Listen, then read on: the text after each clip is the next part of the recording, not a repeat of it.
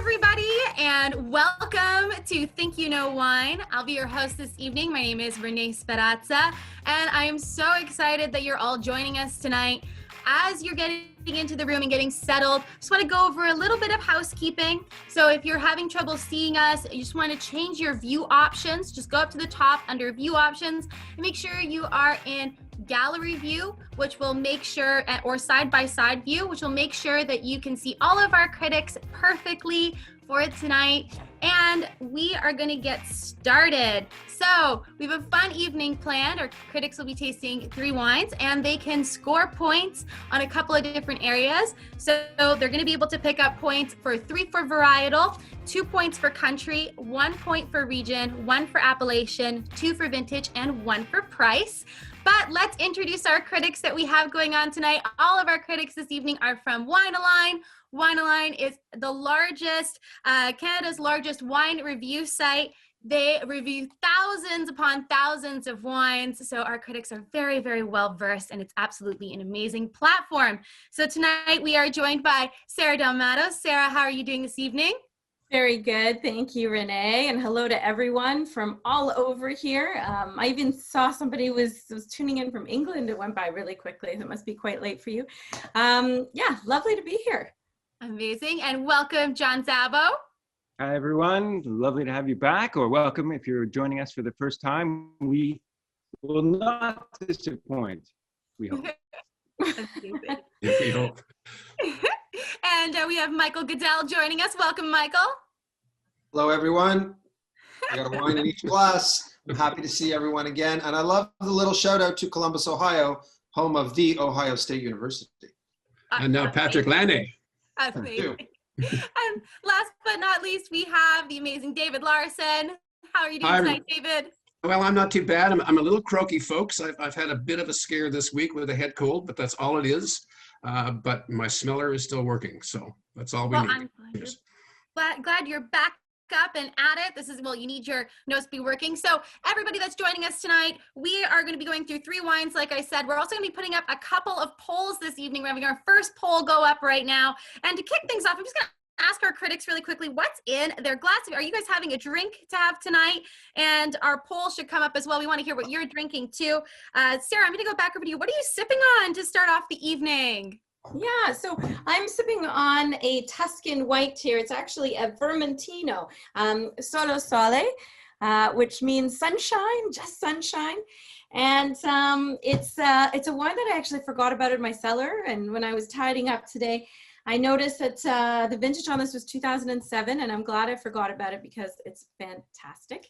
And this might be a good time to mention that soon what will be in my glass yes, there's actually something really awesome happening at Wine-A-Line right now, and I want you to tell us all about it, please. Yeah. So we have 1 more day left to help raise money for a really great cause, and it involves you getting a fantastic case of wine. And we put together, I've helped curate and in partnership with Femmes du Vin. And Femmes du Vin is a not-for-profit grassroots organization supporting women in the wine industry, headquartered here in Toronto, but we've got a great international following, and Renee here is on the board. So we've put together our first crack at a case, and it's a real doozy. We've got some wine from Perez Balta, from Maria Elena Jimenez and Marta Casas. We've got locally Emma Gardner from 30 Bench in this case, and we've got wine from Magdalena Kaiser for her new tiny batch project. So there's a lot of great things in this case. $75 of the case goes to the charitable organization, Femmes du Vin, which we're really happy to support. So you can go online either to Wine-A-Line and click on the Exchange tab, or go to the our Exchange website and have a look through the curated cases, special offers, and you will find where you can buy this case. It's only available until tomorrow night, so act quickly. There are only 3 cases left. And it's such a great cause. And there's also a link that's been put in our chat from our amazing scoring wizard that is in the background. So you can click on the link in the chat as well. It'll open right up so you can listen to us and buy wine at the same time. It's amazing. What a modern age. All right, John, what are you drinking this evening? Well, prior to our little cocktail hour, I was doing a little indoor cycling training, and I found myself thirsty. So I reached into the cellar and I found this wine that just spoke to me for some reason. It's hard to understand why, but yeah, it's called Thirst, and it's one of these very cool hipster wines from South Africa, from Stellenbosch. Hipster in the sense that it's from a variety that very few people know, called Clairette Blanche from the south of France originally, but made its way to South Africa. All the minimalist, early harvesting, crunchy, zesty, fruity. I figure it's kind of like me, no? Hipster. Isn't that how you think of me, Renee? Yes, of course. Fantastic. Absolutely amazing. Thank you. And Michael, what are you drinking this evening? Back to my double fisting. So my wine line colleagues will know these two wines really well because these are two wines that we tasted in the last 2 days, all of us at separate times, of course. But this one is near and dear to my heart from Chablis, Charlie Nicole. And Charlie is a fantastic young winemaker who took over his father's business right around 2009, 2010. I visited with him in July of 2016, tasted through his amazing wines. And this is his Premier Cru Montemilieu, and it is a cracker of a Chablis. I think everybody will agree with me on that one. And the red I'm drinking is local from Prince Edward County, Clawson Chase, Churchside Vineyard, Pinot Noir. And these two are perfect palate primers for what we're about to embark upon. Amazing. And last but not least, David, what are you having in your glass this evening? Hopefully something a little bit celebratory.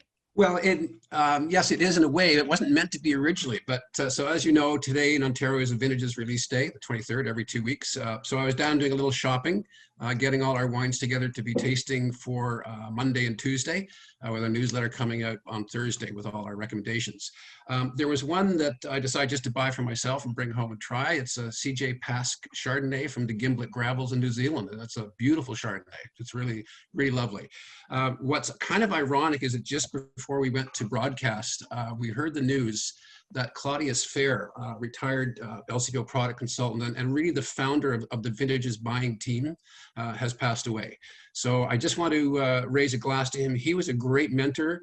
He was one of the first true wine experts at the LCBO. He coached almost the entire product consultant team. He allowed others not from the LCBO to come into that lab and taste. And he did more for sort of expanding the culture of fine wine in Ontario than probably anyone I know. So here's to Claudius. Cheers. Cheers. I'll take. All right, let's get started with this evening. So we're going to, like I said, we're going to be going through 3 wines tonight that our critics have a chance to do. You guys are going to be seeing polls come out throughout the evening. Just to remind all of our critics, they can score 10 points overall, 3 points for varietal, 2 points for country, 1 for region, 1 for appellation, 2 for vintage, plus or minus a year, they'll get knocked off a point, and 1 point for price in a 30% range, 15% above and 15% below. Critics, if you want to show everybody the bottles that we got for wine number 1 and pour it in your glasses, then we're going to send you off to the critics lounge to go and assess the wines while everybody else finds out what is happening with wine for wine number 1. And I will tell everybody quickly that most of the people watching today are drinking the wines along with us. So I am excited to see what our audience thinks. I'm going to get all the critics to go into the critics lounge now. We're just going to say bye to our critics for a quick moment, and they will be back. Hi, everybody. See you all soon. Our first wine for today is the 30 Bench Winemaker's Blend Riesling. It's the 2019 vintage. The varietal is Riesling. The country is Canada. The region is the Niagara Peninsula. The appellation is the Beamsville Bench. Vintage is 2019, and the price is $22.95. Just going to stop sharing my screen here, and we'll bring our critics back into the room. How are we feeling? Are we feeling good to get into the wine? Yep. Awesome. John, also, I have a reminder to you just to take your secondary wines off the fireplace. We don't want them to burn. Thank you. You're welcome. They came straight out of the fridge, so they were a little chilled, but they should be just right when we get around to them. So welcome. All right, I'm going to go over to Sarah first. What are your first thoughts quickly on wine number 1? Well, it's got lots of acid. It's tart. It feels like it's a bit more of an oxidative style, or maybe a little oxidized, so a little bit older, because there are these characteristics in particular of honey and hay on the palate and apple. that are suggestive of that. No, dominant oak flavors here, more about fruit and freshness. Amazing. Michael, what is your thoughts on wine number one? That acidity you mentioned just got me for a minute there. Definitely Sarah's comment about acidity. Smells like spirit to me. There's a real spirit to it. And it kind of reminds me of something we grow very well in our own backyard. So, it's flinty, mineral, maybe a hint of petrol, not quite there yet. I think everybody knows where I'm going with that. I'm not saying that's the road I'm going down. I'm just saying it's in that vein. All right, David, what are your thoughts about this wine number one? Well, I really like it. Actually love it. It's really a great study in balance for me. There is a little bit of sweetness to it, but as Sarah and Michael said, the acidity is great. Acid sugar balance is almost perfect. But the third element that's part of balance is alcohol. And I'm kind of banking on the alcohol level of this wine to take me to the place where I think it's from, because I think there's a lovely, there's lots of flavor, there's great length, lots of complexity, but it's still a very elegant style of wine. Amazing. And last but not least, John, what do you think wine number one? What are your first thoughts on wine number one? What's left to say? I mean, I had an initial one of those moments, you stick your nose in the glass and you feel good.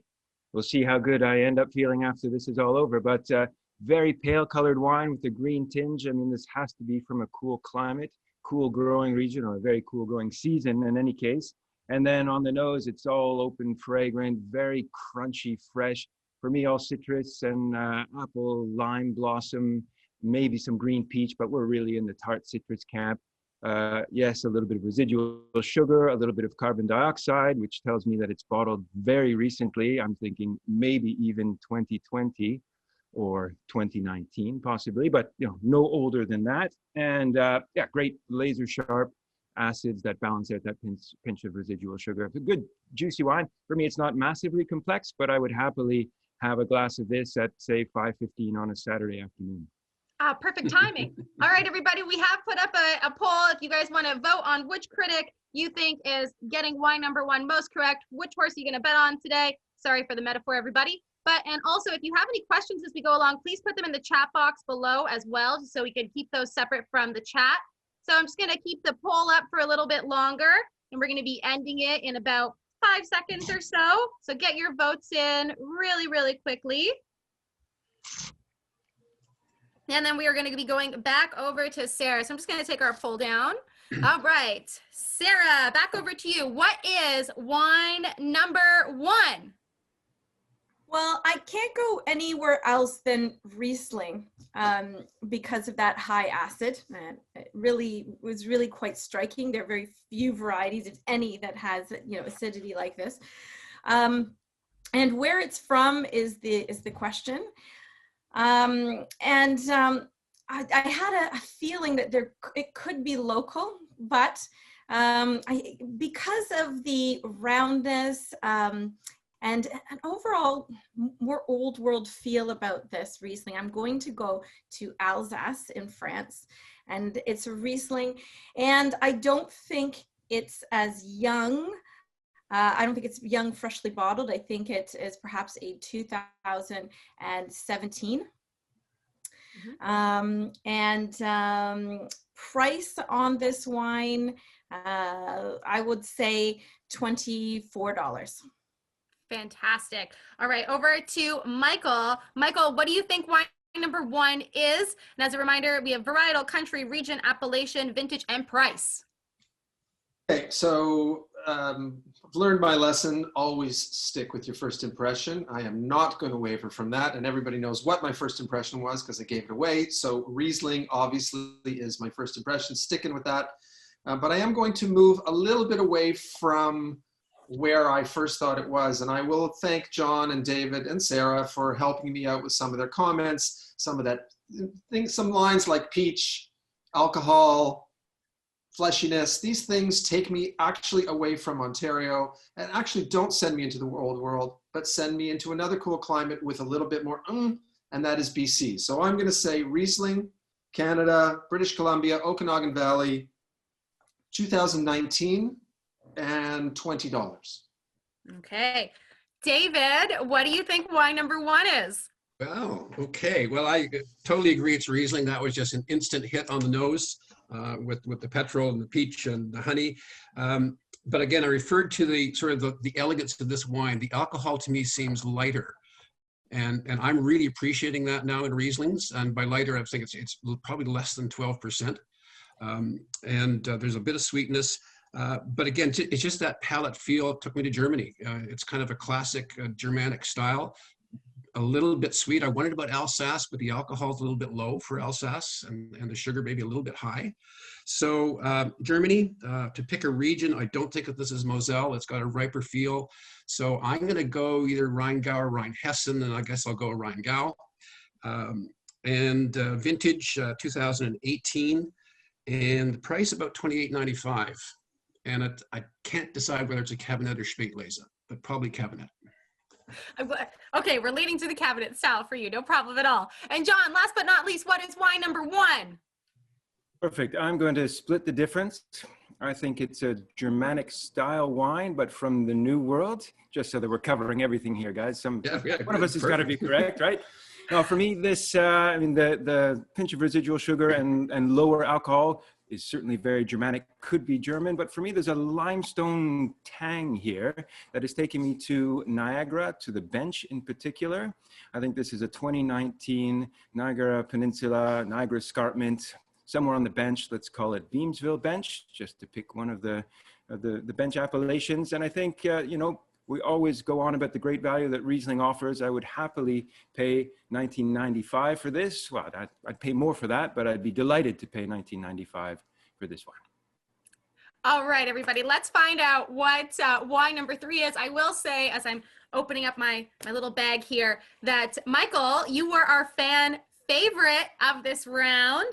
Congratulations on that. But our wine number 1 is the 30 bench. Wow. We have the Winemaker's Blend Riesling. The vintage for this wine is 2019. It's from Canada. It's from Niagara Peninsula. It is the Beamsville bench, and it is $22.95. Congratulations, John. What a great call. But everybody, you did such an amazing job on this wine. I'm going to bring our scoring wizards up to see how everybody did this round. John, you got a 10 out of 10. Congratulations. Wow. Yeah. Wow. First time. Wow, there's got to be a first for everything in this game, right? No, it was great. David and Sarah, you are at 4 points starting off, and Michael, you are at 7, so in a close second, but it's anybody's game still. John has really picked up a lot of points in this first round. Way to go, John. Congratulations, and great job to all of our critics. Having the wine, I'm just going to get our scoring wizards to pull their scores down. Fantastic.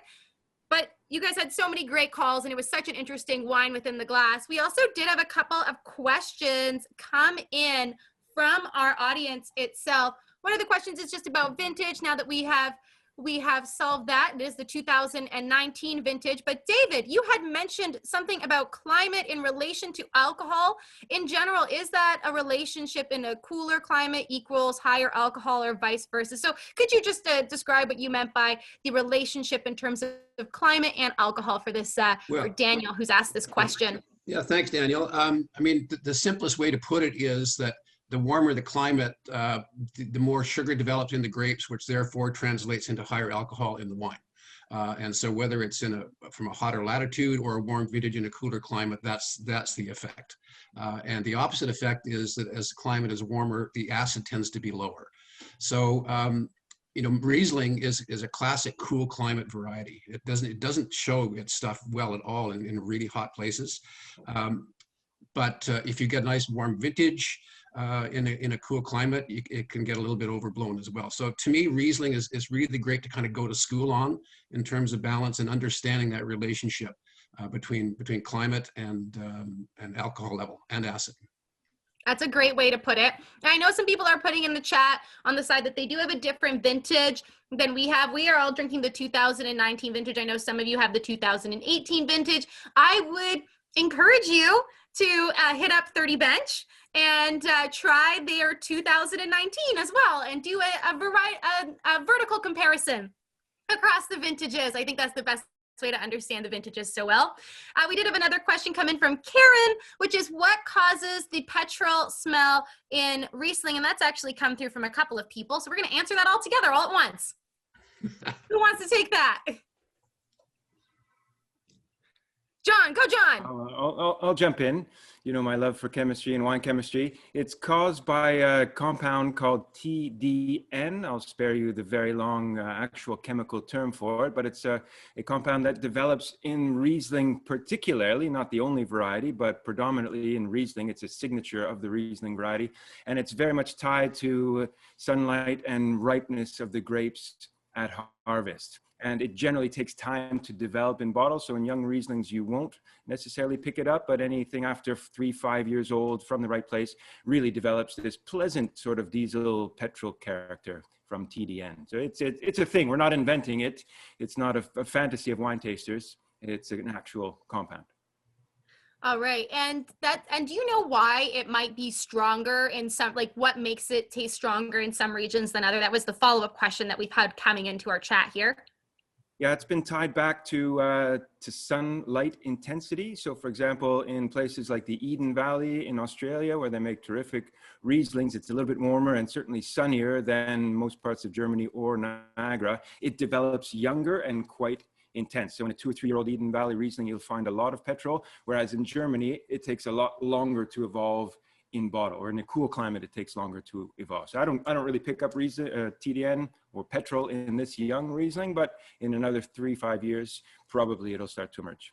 And for those of you listening to us and questioning what petrol is, just to give you an insight into that, it is literally that almost like slight gasoline smell. I find for me, it goes everywhere from slight gasoline to intense gasoline. And sometimes it's like a car that's just a little bit old and it's driven down the road, but you'll remember when it drove by because you can still have that latent smell in the air, but it just has that almost like kind of gassy chemical smell to it. So that's essentially what we mean by petrol. And then I have one more question here that's actually for Sarah, and then we will move on to wine number 2, which is, you mentioned acidity. How can you detect acidity in the wine? That's a good question. It's really a sensation, a textural sensation, but it really provokes this mouth watering, in the mouth. So the more you salivate, generally, the higher the acid is. One thing that's tricky with Riesling, however, is that if it has some residual sugar, it can mask that sensation of acidity. In fact, a good Riesling, a really great balanced Riesling, you don't even think about sweetness because the acid is so high and the sweetness level is just right to match that level of acid. But it's a good question. If you're salivating, it's acid. If your mouth is dry, it's tannin. Amazing. And I just have one more question left, and then we're going to move on to our wine number 2. John, you noted some CO2 in the wine. How were you able to detect that, and what led you to that? Well, just imagine having a glass of sparkling mineral water. You know, you get that slight prickling sensation. In this case, it's obviously not that pronounced, but when there's a little bit of residual CO2, you can't see it. It doesn't bubble up like sparkling wine or champagne, but it's there, it's dissolved. And when you put the wine on your tongue, you get this little pop, snapple, crackle sensation. So, and I just have, and I know I said that was the last one. Oh, I'm sorry. And I know I said that was the last one. We actually just had a really great question come in. And I'm going to throw this over to Michael because you were the one that kind of thought back and forth on this too. What are the key differences that people can expect between Rieslings from Germany and Rieslings from Ontario? Because I know that you were going back and forth a bit on what your other colleagues had put out there. True. So German Riesling has a very typical profile, even though, David, when he was answering what he thought this was, he was going Mosel, Rheinhessen, Rheingau, different permutations within Germany. But German Riesling, if you want to just, pare it down to bare essentials, generally speaking, is made in an off-dry style. I mean, and there are very many variations of that. The Trocken, or the really dry Rieslings, are much more of a recent thing. It's not that they've never been made. They've been made for an infinite amount of time. But over the last 15 to 20 years, to appeal, generally speaking, to a younger, millennial, want drier wines audience, they're making more and more dry Riesling. So German Riesling has a profile to it, for sure. Off-dry, high acid, high sugar, trying to balance the two. When we're at home, it's not that cut and dry. It's not that simple to make that decisions. And I think we have a lot more dry Riesling in Ontario from a percentage standpoint versus all the Rieslings that are made. But we have every style under the sun, of course. But Ontario Riesling is a little harder to pinpoint as a general style. Amazing. And I noticed that Sarah would like to answer this question live, which is, and then I know I keep saying last question, and I swear to God, this is the actual last question. And only because Sarah's stolen this question, she wants to answer it, which is, which of the critics switched their initial hunches in this round? So if you guys just want to put up your hand, who switched their initial hunches? Sarah switched her initial hunch. Would you want to just give like a quick, like a couple moment on why you did that? Well, you shouldn't do that. So yeah, I was originally thinking Niagara. There was something about this wine that was really throwing me to the old world, and it really was a textural impression. And that's a little bit hard to put my finger on, but I should have gone with the initial thought, because as David mentioned, the alcohol level tends to be a little bit higher in Alsace than it does in some place like Niagara, and certainly most of Germany. So there we go. Yes. Jessa. The more you know, the more you think, the more options you have to choose from, and it's not really helping very much. So it just gives you more stuff to think about, I find, especially in blind tasting. All right, critics, we are going to move on to wine number 2. So if you want to pull out your little bottles that you have there, they're all labeled and ready to go. And we're going to pour those into the glass. John, I hope those are at a good temperature for you. We got them off the fireplace at a good period of time. Still a little chilled, but we'll warm it up. Perfect. All right, so we're going to get our critics to go into the critics lounge so that they can assess these wines and get a sense of them for a little bit longer. And we're going to find out what the wine is while they are there. So our next wine is actually the United Stars. Oops, sorry. Oh, there we go. The United Stars Mukuzani Dry 2017. The varietal is Saperavi, and it's from Georgia. The region is Kakheti, and the appellation is Mukuzani. The vintage is 2017, and the price is $16.95. It's gonna stop my screen share. Hopefully my Georgian is good. But I'm gonna get our critics to come back into the room. We're gonna see what their thoughts are about this wine. Hey everybody, welcome back, critics. I'm just gonna remind you to put your microphones back on so I can hear your beautiful voices. Amazing. So how are we feeling with this wine? Are we all feeling ready to go? John, you look particularly ready. I'm scrambling here, but yeah, no, of course I'm ready. What are your thoughts on wine number 2? Immediate impression off the top was sunshine. I put my nose in this glass and I thought, oh, I see sun, I see warmth, I see a nice place to vacation that hopefully we can all get to sometime soon. It would be great to get there today because it's minus 10 degrees out here. Other than that, thick skin variety, lots of color here, deep ruby red, pretty youthful. Some sweet vanillins tell me that they spent some time in wood, small little barrels, probably a couple of new ones thrown in there. And then dusty, grippy, angular sort of tannins remind me of the Bordeaux family of varieties and variations in the blends thereof. And, pretty youthful, decent wine. Not a life changer, but good quality, well made. Amazing. David, what are your first thoughts on wine number 2? Well, the obvious thing is there's lots of color to it. So as John said, sort of a thick skin variety that's lent all that color, really ripe fruit. So it's either from a hot climate, well, it is from a hot climate, not necessarily a hot vintage in a cool place, I don't think. Lots of tannin. Again, that goes along with the fact that it's probably a thicker skinned variety. And yeah, I like it. I like the richness and plushness. Length is moderate. That's leading me to a certain price point. All right, Sarah, what are your first thoughts on wine number 2? Well, they've said a lot about the flavor and color. I mean, it's staining the glass. It's got that much color. I think it's certainly from a warm climate, and I'm leaning leaning towards the New World. There are 3 varieties I'm trying to guess between. One of them is a variety that grows very well in a moderate climate and also grows quite well in a hot climate. So there was a little bit, a dash of eucalyptus and a dash of pepper on the nose, certainly a good amount of oak, and there's a good grippy tannins here too. Amazing. And last but certainly not least, and at the same time, we are going to be putting up our poll for this round so you guys can bet on which critic you think is going in the correct direction this round. Michael, what are your thoughts on wine number 2? So I'm confounded by this wine, I'll be honest with you. I agree that we're in a warm climate. I think we're in the Southern Hemisphere, one way or the other. It's much more aromatic than I would expect, considering the thick-skinned grape varieties, considering the tannin that's involved, considering the wood that's involved, and the vanilla, as John said.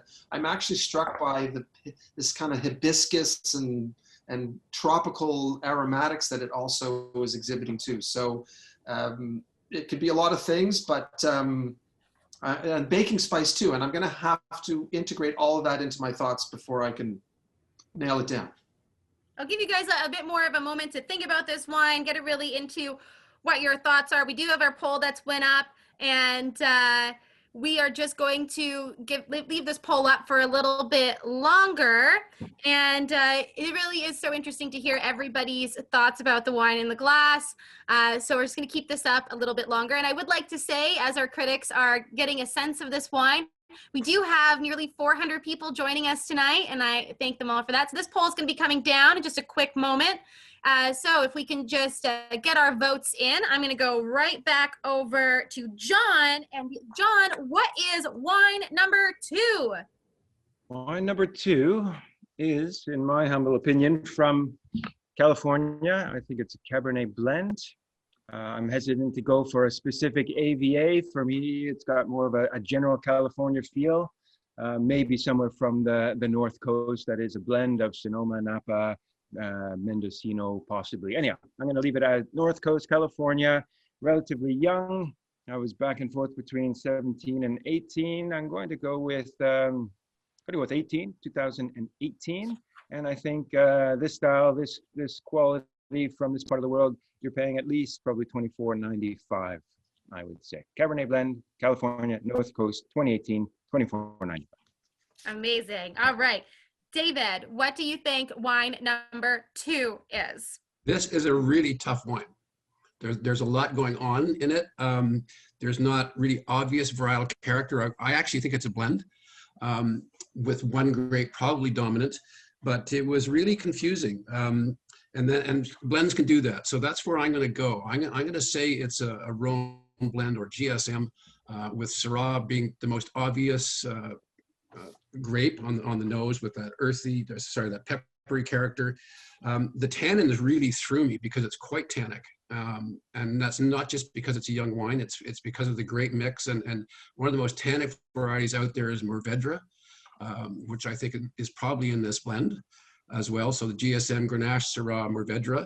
And the place is really tough because obviously that's sort of the main blend in the Southern Rhone. There are a lot of good, inexpensive Spanish wines now being made with that blend, and Australia. So I was left to try to figure out which of those 3. And I'm going to go to Australia, just on the real ripeness of the fruit here. Fairly young, 2018. Specific region, I really don't know. I'll say probably McLaren Vale, but I really don't know. And price, again, it doesn't have a really long finish. So to me, that tells me it's sort of a less expensive wine, and I'm going to go $17.95. All right. Going over to Sarah, and just Sarah, as a reminder, since we're halfway through here, we're doing varietal, country, region, appellation, vintage, and price. What is wine number 2? Yeah, so I'm going to go with my sunny New World country. I was really struggling with, could this be an Uco Valley Malbec? But I was struck with that just a little bit of pepper and those herbal notes that hit me. And so I feel like there's some Syrah in this wine, and it might be a Syrah Mourvèdre with a little bit of Grenache in there too, which, as David mentioned, is called a GSM blend in the New World. I'll sidle up to David in the Barossa Valley of Australia. And I don't think it's any older than 2018. I'm going to go a little bit higher on the price, though, up to $28.95. Amazing. And last but certainly not least, Michael, what is wine number 2? Still confounded, just so you know. But it's that wild aromatic that's taking me where I'm going, and I'm getting more red currants and capsicum, red pepper, that kind of thing from it. So I'm going to stay away from California, and I'm not going to go to Australia like I thought I would. I'm going to go to Chile. Covering all the bases. I'm going to go to Chile. I'm going to stay in the Southern Hemisphere. I think it's a Cabernet-based blend. I think there's some Carmenere in there. And I think that those notes I just mentioned are what's sending me there. I'm going to say Maipo, 2018, and I think it's $18. All right. So I have to say that, John, you were our fan favorite for this round. People were rooting for you, but I have to say, everybody, it was actually pretty much neck and neck and neck. Everybody was voting for all of you, and John just screeched ahead by a wee little bit. So are we ready to find out what wine number 2 is? All right, so we have the United Stars. Oh my God. Mukuzani Dry. The varietal is Saperavi, and we have it from Georgia. The region is Kakheti. The appellation is Mukuzani. The vintage is 2017, and the price is $16.15. So we were all close, is what you're trying to say, You're Renée. so close. Well, you know. Well, okay. I have to say, like, as a sommelier myself, what you guys were calling is probably what I would have called and I don't know this varietal that well. So I have to say, like, it's very interesting to explore a varietal that I rarely ever get to explore, but I was there with you guys for everything you were saying. Yeah, it's tough. We actually, this wine and some others from Georgia and the Middle East were released at vintages in January. So we have all tasted this wine fairly recently, and I'm just really getting to know this grape in this region. But you know, it didn't really, you know, it never crossed my mind. But I must say, and if I can say this to those who are watching, some of the chats that have been coming through have been giving hints to the wine, and I would really like our audience not to do that. Yeah, and Sarah, what were you going to say? Well, I was going to say, I mean, I can't say, oh, obviously, I wouldn't have actually chosen this variety, but it is a variety that's actually known as a teinturier type grape. It's actually, the flesh is red inside. So these are grapes that give an incredible amount of color. So when we're talking about like an ink staining color, we all notice the color. Not a dead giveaway to the variety, but it is certainly a feature of this Georgian variety. Yeah, there's actually quite light in color for Saperavi, Yeah. But then again, it's a $16 wine, and a very good value $16 wine at that, I have to say, with a nice wide range of flavors. But yeah, classic Saperavi. It grows throughout Georgia and Ukraine, Crimea, those sort of areas there. So not exactly a household name here in Ontario, but, you know, a variety worth looking at. And I know one producer out here in Prince Edward County is actually going to plant some Saperavi. We'll see how that works out. Yeah, maybe we'll have it on one of the next Think You Know wines as we go along. But yes, everyone in the chat, I would like to remind you not to give too many, not to give out hints to our critics as much as possible. We don't want them. We want them on the honor system. Everybody help me uphold the honor system. It's very, very important. All right, so we're going to go into some questions from this round. I can see them coming through. All right, so some questions I am saving till the end, everybody. So if you have them and I haven't answered them, please don't worry about it. Just to let you guys know who chooses the wines for the tasting is our scoring wizard, who I'm actually going to bring up right now before we get into these questions, just to see how all of our critics are doing. All right, so everybody has made a little bit of strides. As you can see, we have David picking up 2 points, as well as Michael. So you are both the winners of round 2. Congratulations. Very happy about that. John and Sarah, you both picked up 1 point in round 2. And we are sitting with John still in first place. Michael is in second place still. And we have David, who's inched ahead to third. And I'm sorry, Sarah, you are in last place at the moment. Scoring Wizards, I'm just going to get you to take down your screen really quickly for us. Awesome. Let's get into some questions here. Michael, while you were smelling this wine, you had mentioned baking spices. Can you please describe what you mean by baking spices? Ask Steve. Sure. So, I mean, generally speaking, the place that those baking spices come from are from the barrel.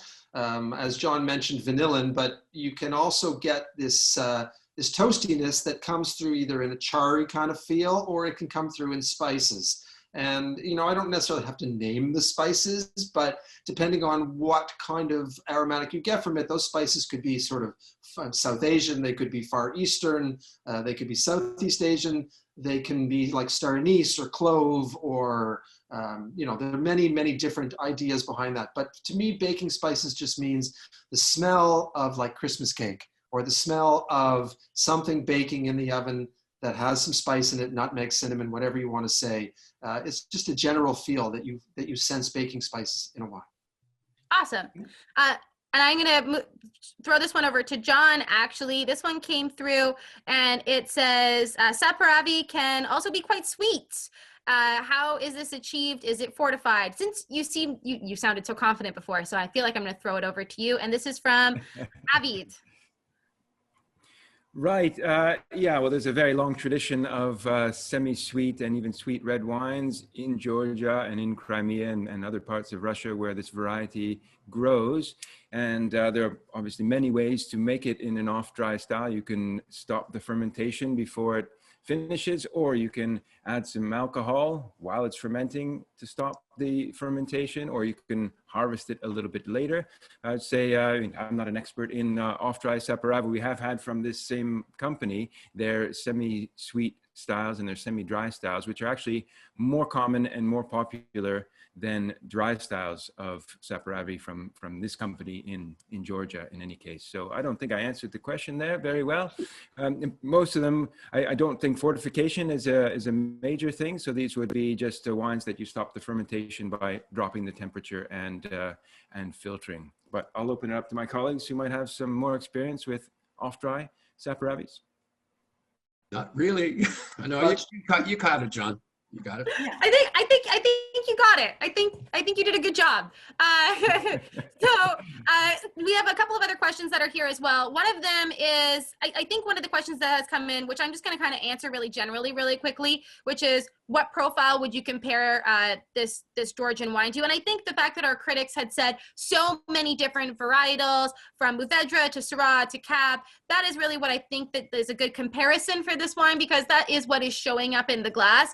And they wouldn't be saying these varietals unless it showcased a comparison between them. Although Saperavi might not have been on the tips of their tongues, something very close in structure is leading them in that direction. So sorry, critics, but I was just going to answer that one today because I felt like it. I'm very sorry. But all right. So is there any, is there a structure to the wine choices? Oh, never mind. Is there a structure to the wine choices that we do? Since I already said this out loud, we'll have to ask the scoring wizards, and I'll be sure to check back with everybody. All right, and we have a new question. Are there any Georgian wines the critics would recommend cellaring? Who wants to take this one? Michael, David, Sarah? I'll take that. Actually, I think this wine will cellar quite well.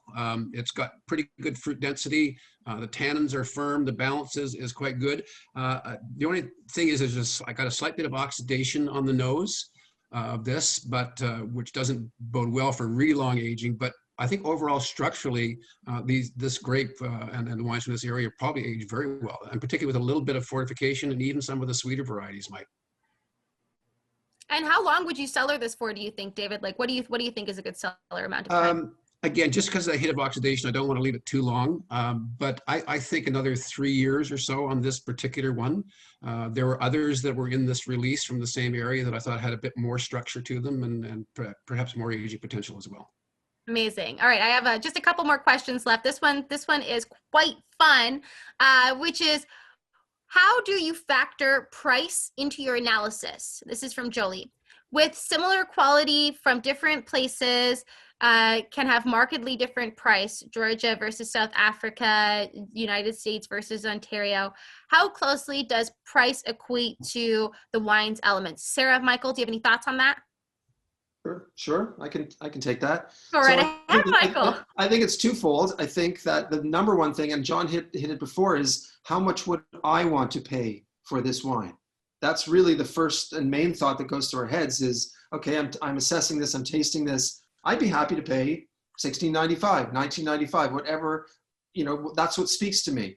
And secondly, when we're figuring out where in the world and what region and appellation we think it's from, we know what the baseline pricing is for varietal wines from these places. So we're looking at that baseline price. So if we're thinking Ontario Riesling and we're thinking that, $17 to $20 is a baseline price for a good solid Ontario Riesling, well, is this punching above that or is this falling short of that? And we'll scale our pricing up and down based on where we think the wine sits in that, using that baseline as our guide.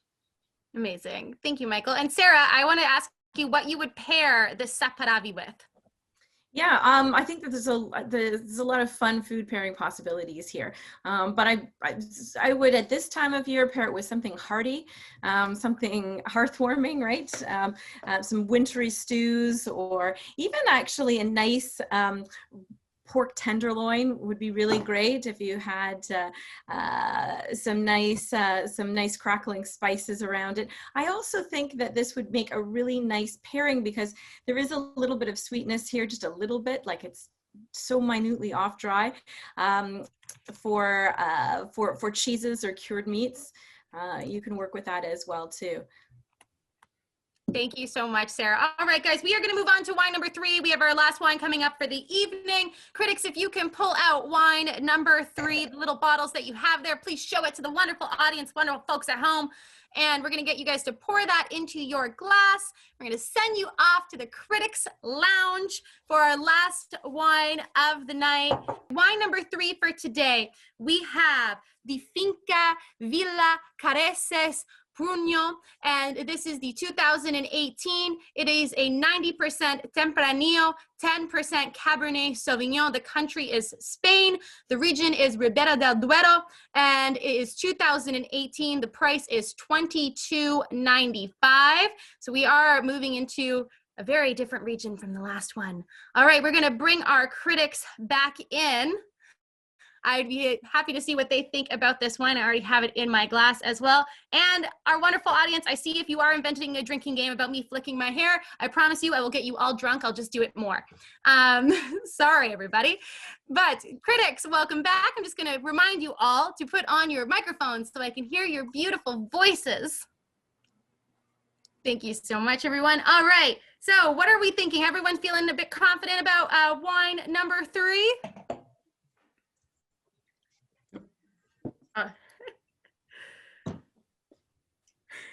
Sarah's getting a little bit of extra thoughts on there. I'll give you guys a quick moment. But David, you look ready. I'm going to throw it over to you first. David, what are your first thoughts on wine number 3? Well, this is a great wine for a really cold January evening. I'm going to take it to the table and have a steak after, I think. Yeah, I really like it. It's quite youthful. There's a fair bit of tannin here. Nice ripe black fruit flavors, blackberry aromas. Fair bit of wood, but it's nicely managed. I think they've done a really good job with this wine. And yeah, I mean, I think I know what it is and where it's from, but most of all, I really like it. And it's exactly the kind of wine for a night like tonight. Amazing. John, what are your first thoughts on wine number 3? Excusez-moi. Deep color, lots of extraction here. When you swirl it in your glass, it just coats the glass with this purplish tinge. So again, a thick-skinned variety here from a pretty warm climate. You need some sunshine to build up the pigments in the skins. So, and also the alcohol, I think, is elevated. You know, there's a lot of viscosity here and a little bit of warmth on the palate, but fruit is nice and sweet, black, not quite jammy. It stays on the right side of the jammy spectrum, I would say, but a really distinctive, smoky, ashy, peppery little component here. That's really what I'm I'm hanging some thoughts on, to be honest. And the acids are a little bit higher than I would have expected from the degree of ripeness of the fruit. And maybe there was an earlier harvested part of the blend of this variety or these varieties, or maybe there was a slight adjustment made in the winery. But in any case, quality is pretty good. I think it comes together pretty seamlessly in the end. Good length. Yeah. Great. Got a couple of ideas. Michael, what are your first thoughts on wine number 3? Oh, I think Dave and John led me down a good road. I'd add to it that really good acids in this wine, and there's a dustiness to it. So we get this kind of dusty plum, but there's also some what I call like citrusy fruit, like pomegranate or red currant, or in that vein. So again, I think we're in a warm climate, and I think I'm going down a road that I've probably gone down before, and maybe this time I'll get it right.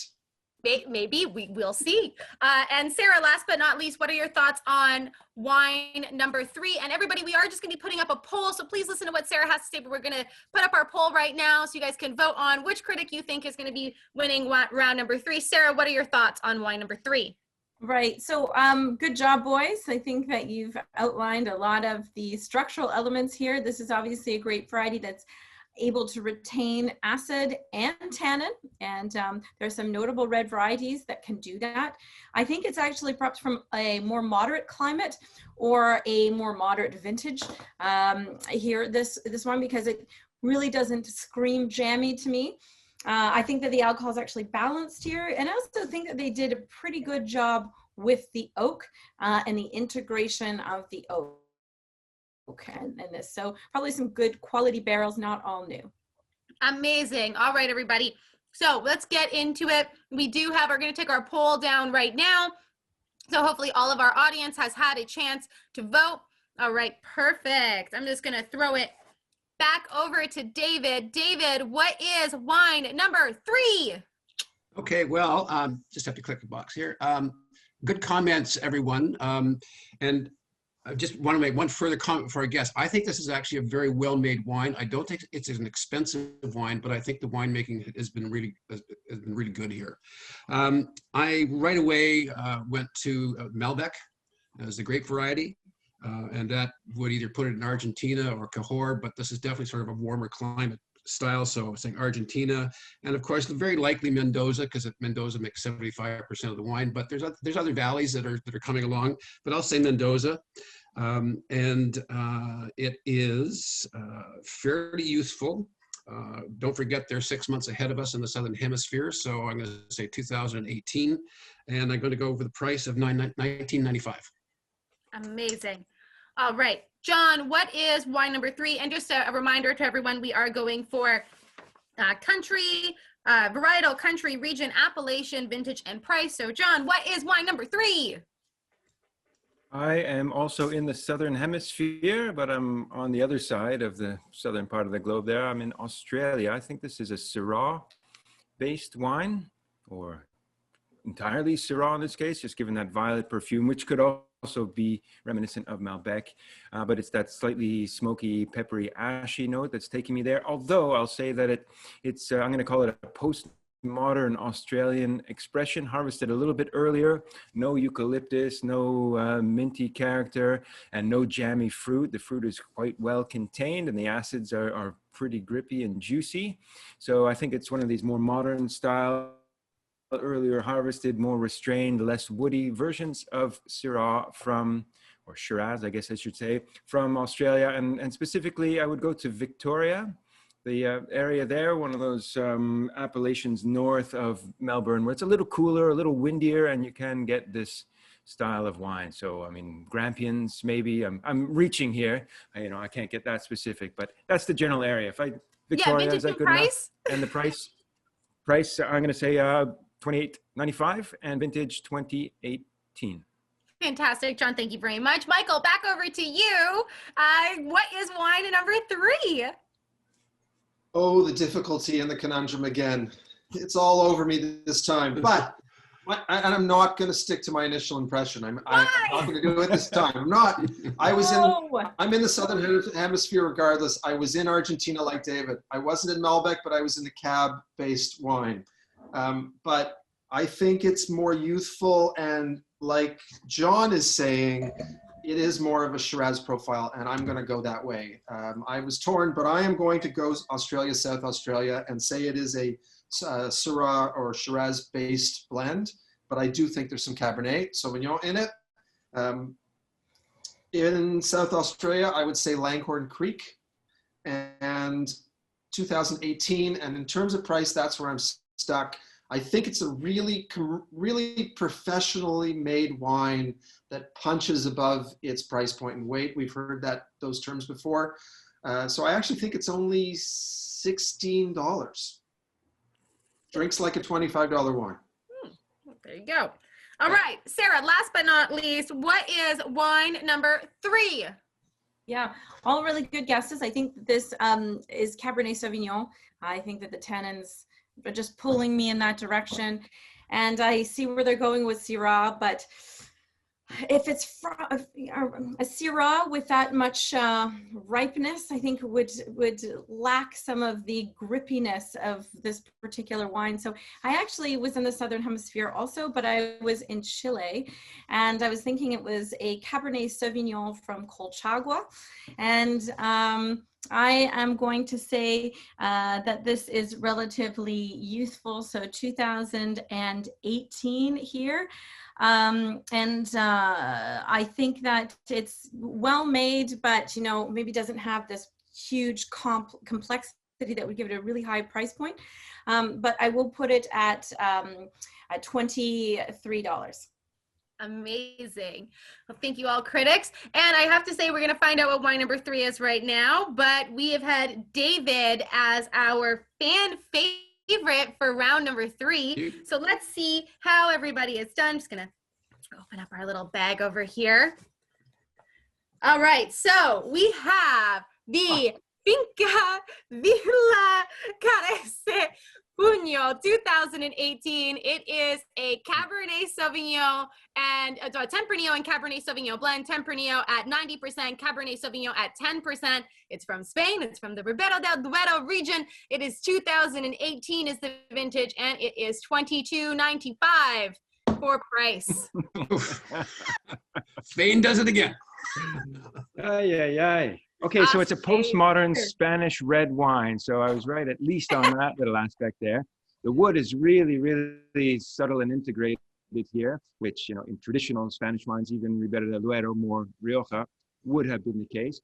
But what really throws me is the acids here. Those acids are really quite ripping. Although Ribera is a high elevation, you get up to 1,000 meters, so it's not outlandish. In fact, I guess it does happen that you have such acids up there, but it's pretty tense wine, eh? Yeah, I guess so. So I'm going to get our scoring wizards to share the points from this round. You guys did an amazing job, I have to say. But the oak was so well integrated. All right, so for this round, we have all scored some points across the board. Sarah, you've actually scored the most points this round. You got 4 points. You beat everybody else in round number 3. And Michael and David, you are second place for round 3. You got 3 points. John, you've gotten 2 points. But since we're at our last wine, our totals for the evening, John, you are our winner for the night with 13 points. Michael, you are in second place with 12 points. And we also have David and Sarah tied for third with 9 points. Congratulations. Scoring wizards. I'm glad we could share around the prizes, Yes, prize money. right. Well, there's no prize money. There's just humility served up on a plate for all of us here. But I think we've all won one of these episodes so far. Yes, I think so. Renee, I want you to know, when I tasted this wine just a few days ago, I said to myself, I'll bet you this one's going to show up and Think You Know Wine. I'm sure of it. And yet somehow over the course of the last 30 minutes of tasting red wine, it never crossed my mind that this is one of the 2 wines. So Superman has kryptonite, Wine has Tempranillo. Oh my God, I'm dying. Yes, that's right. I'm dying, but I think this wine, we're going to get into some questions, but I think this wine is actually a great example of because Tempranillo by itself, I find, is a very elegant grape varietal, but I think this one is a great example about how much strength and how much intensity can come in with a cab and how much it can put you in a different place in the world. And it's only 10% cab. So I think that's a really interesting point to say. And it does take up a lot within the blend. Just, you know, cab's got a big personality. It's that friend that doesn't show up. I know I'm that friend often, so I'm sorry, everybody. But the other thing here is, you know, this is a very modern, well-made wine. I mean, these are, you know, the winemaking that's going on here is going on around the world. And I, you know, don't really like to say the word homogeny, but, you know, in this style price point with these varieties, you know, the winemaking really is making a good quality wine here, good value wine, but it's getting harder and harder to tell the difference. It definitely is. And I'm going to get into questions about this one. We had a question come in a while ago of how can you equate smells to taste? And I think this is something that kind of really goes interestingly towards this, because you have a lot of these aromatics that are coming through on the wine and you're trying to make them move into something that you would be experiencing or having a memory of. And I think it's really quite interesting, especially for our critics who taste thousands upon thousands of wines. And for me, I'd actually probably get really confused by that. But I don't know if that answers that question, but I kind of feel like it does. All right, we're going to move on to the next question, though, which is, okay, so this wine that we've had recently, the Ribera del Duero, do you guys think that this is a wine that should be drunk now or put away for a longer period of time? It is the 2018 vintage, just as a reminder. Who would like to answer this question for me? I can speak to that. Amazing. Thank you, Sarah. You can certainly drink this wine now, but if you do drink this wine, treat it well. I mean, I would decant this. I'd let it open up just a little bit. I'd serve it up with some salty protein just to soften it. But you could probably sell this. I wouldn't sell it for a very, very long time, but I would certainly, you know, in the short to mid-term, another few years, this can go. The tannins in it were quite impressive and the acid is there. It's just, will the fruit last as long as the tannins and acid? So you know, I think you could certainly put this away for a few years, but it's a lot of fun to drink right now. And, you know, in addition to that, I was looking over my notes, and when I see some of the things that we've all said, it really makes a lot of sense. One of them, we all said, great oak integration, which is a Spanish feature for sure, especially in Rioja and Ribera del Duero, where they use significant oak aging. You know, with that high tannin, both Cabernet and Tempranillo can exhibit high tannin as well too. So hey, for next time. Things to remember. Hey, you know, Michael called it. He said it was going to be here, but you know, Michael called it. All right. So we have another question that's come in, which is, what would cause this wine to be so peppery? Lori says that this is not a characteristic she would associate with Tempranillo. John, David, Michael, do you have any answers to this? Or John and David actually haven't talked yet. One of you would like to answer? Well, I guess that's a little bit in the perception. I didn't consider it peppery at all. It's spicy, but pepper, you know, has a very distinctive characteristic that goes with Syrah, in particular in Grenache. So I actually didn't get that. Did someone else actually get a peppery note in it? I didn't, to be honest, either. I think this is one of those things. Oh, we lost John. He'll probably be back. I think when you have a flavor note that you are experiencing versus people not saying, I think that's something that's happening on your palate, and that happens to be with the perception. So maybe you might be really sensitive to pepper flavors, but I would say, like, I didn't get it, but I do get like these slight touches when I think about it a bit more of like roasted bell pepper that I've eaten and already swallowed, and like it's just kind of sticking around a little bit longer. But I would say defining what that pepper is, like, is it vegetal? Is it spice? What kind of pepper is it? If it is a spice, like, what color is the pepper? Green, black, red, pink, like, and if it's a vegetable, what color is it? Red, purple, yellow, green, like, get into it a little bit more. How ripe is it? How cooked is it? How all of that. And I think that would be like a little bit more of an easier way to talk about wine for the person that's asked that question, because then we'll know what you're talking about and we'd be happy to know more. All right, so I'm going to ask this question out to our critics. Can you talk about the differences between Ribera del Duero and Rioja? What is the differences between them? I'll act on that because I think it's a segue from what you were just talking about, the pepperiness. Tempranillo in Rioja is very often, or more often, made in an oxidative way, as opposed to a reductive way in terms of winemaking. Ribera del Duero, to me, is much more modern and much more reductive in many ways. This is not a reductive wine. I didn't get any note of reduction on it, but reduction is also in the perception of the taster, right? We are all sensitive in different varying degrees to reduction, for sure. And so this particular person who asked the question may have a particular sensitivity to reduction. So perhaps that pepperiness that they're getting is from a little bit of reduction in the wine, even though the rest of us are really not feeling it. But Ribera del Duero, much higher altitude than Rioja, generally speaking.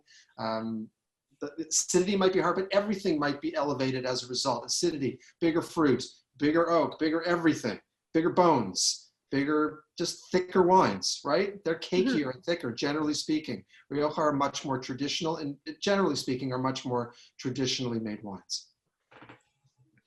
I think that's a great way to answer it, for sure. We have another question that's coming, which I'm going to post to you guys as well. While we're waiting for John to come back, and I'm sure he'll have some thoughts about something in wine. He always does. But nobody had seemed to mention American oak, is the question that Steve is asking, which is typical. Which was typical. Are Rioja and Ribera del Duero moving away from American oak usage? I can take that one. It's become a real mixed bag. Of course, American oak is the traditional sort of oak used in Rioja, and it has a very sort of strong oak aroma. The coconut, vanillins, the oak is very, very obvious. There are some producers in Spain who are sticking 100% to American oak. There are others in Spain who want to get away from that traditional style and have the oak less obvious, and they'll go to French. There are other producers who will use both. So right now, there's such a wide use of different types of oak and different lengths in oak that the tradition is breaking down. However, having said that, there are still lots of traditional producers in Rioja that are using American oak. So, the world is open right up in terms of that. And I think the Spanish are also, they love the oak for the texture it brings. And the complexity. I don't think they'll ever go entirely away from it, but a lot of them have moved away from the very, very heavy oak character. But actually, in my mind, some of the best Riojas made by the classic producers are still 100% American oak. Amazing. Does that confuse you or not? No, I think that's a great answer about it. Sarah, did you want to add anything to that? Yeah, I mean, what David said, spot on. I just wanted to mention that this particular wine, because people were asking about, the oak treatment was actually done in all in French oak, oak barrels. So that might be the reason that none of us really commented on the coconut derived spice that you would find in a wine that's been aged in American oak. Amazing. All right, and John, since you're back, there is one more question left, so we're going to give it to you. I was in the critics' room for a moment, mixing myself a cocktail. So sorry. Oh, great, fantastic. Green room. Just hopped into the critics' lounge for a hot minute there. What would you pair this wine with, John? We're talking about wine number 3, yes, correct? Yes, of course we are. We're still on wine number 3. Yeah, we still are. Yeah. You haven't been gone that long. I was gone? So listen, for me, this wine is all about that grippy tannin and the unusually high acid. Actually, I think this Cabernet is a little bit underripe, which gives it that acid and that ashy character. So my solution to this little conundrum is salt, fat, and protein in 3 words. Those are 3 things that temper that stringency you get from tannins, that mouth puckeringness, and also the sharpness of the acid. So take your pick of dishes that contain lots of salt and fat. If you're a vegetarian, then you have to be a little bit more creative, but the non-vegetarians, you reach for a piece of meat, hopefully a well-marbled piece of steak that you throw on the grill, and you put a nice little bit of Maldon salts on it at the right time, not before, but after it comes off the grill, so it melts in there. And that combination of salt, protein, and sapidity, umami with this sort of wine is great. If we were in Spain, if we were in Ribera del Duero, we'd be having probably a little shoulder of lamb simply roasted in a wood fire, just in its own little juices. Amazing. And just as a last note, we've kind of had like a question, and thank you, John, very much. I think that's really great. And he's so spot on the pairing. We did have a fun little question that's come in, and I think we're going to end the night right after this one, which is, as a last question, all of you guys have great hair. I'm not kidding. This is what it says. It says, how did you all manage to get such great hair during the lockdown? My head looked like a bush. You guys look like stars. I won't turn around. As long as you only see me in one very specific little window, it's okay. But if I turn to the side, it gets a little dodgy. So thank you for whoever pointed that out. I haven't had a haircut since September. So Thank you, Francesco. That's why I started wearing scarves, Renee. It hides the mullet. I traded Instagram help for a haircut because I can't cut my own hair. So that's what I did. Somebody came over and helped me. And David also has an amazing haircut going on. We saw his hair treatment beforehand. It's very new age. It's very newfangled, and everybody should get into it. All right, everyone. Thank you so much for joining us tonight. We've had so many people on from across North America, and actually I think I saw somebody from England. We saw someone from England as well. But cheers to our critics. You guys always do such an amazing job, and I'm so humbled to be doing this with you every Saturday. But cheers, everyone, and thank you. Thanks, Renee. Thanks, everyone. Cheers. Thanks for coming, everyone. Bye. Good night. Night.